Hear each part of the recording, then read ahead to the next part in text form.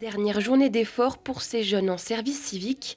Depuis 5 mois, ils se sont engagés au sein de l'association Unicité pour contribuer à l'aménagement d'une oasis de biodiversité sur une des parcelles du centre horticole. Aujourd'hui, quelques nichoirs attendent d'être fixés pour clôturer leur dernière journée d'ouvrage. C'est pour les oiseaux, c'est pour attirer plus de la biodiversité dans la zone ici. Vous pouvez le voir, on a installé ici, on a aussi un perchoir où on va mettre tous les nichoirs qu'on a fait et après il va être installé. Un engagement de jeunes de tous horizons avec des liens créés au fil du temps, de quoi épater les organisateurs. Impressionné pour leur esprit d'initiative, l'esprit de corps là qu'ils ont su créer entre eux, puisque les principes d'unicité, c'est de créer des équipes composées de gens assez différents. Et là, ça a matché. Clairement, ils ont été capables de produire ensemble des... Preuve que la coopération renforce la création. En quelques mois, cette friche est devenue un exemple de biodiversité, un exemple qui confirme l'ambition de la ville de Grenoble. C'était important pour nous de montrer tout ce que la ville fait à Grenoble pour végétaliser la ville et puis pour préserver et développer la biodiversité en milieu urbain.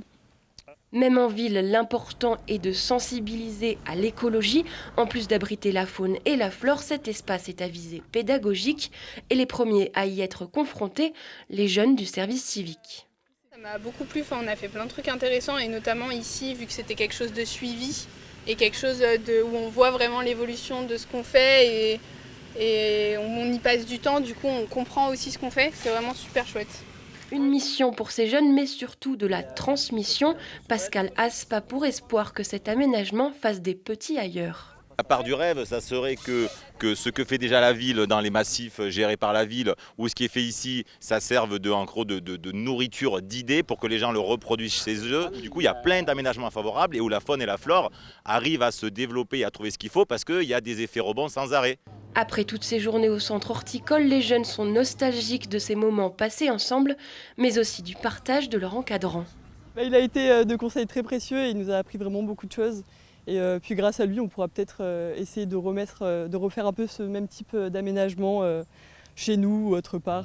Plusieurs formations à l'éducation environnementale sont proposées chaque année par le centre horticole, terrain idéal pour s'engager dans la préservation des écosystèmes.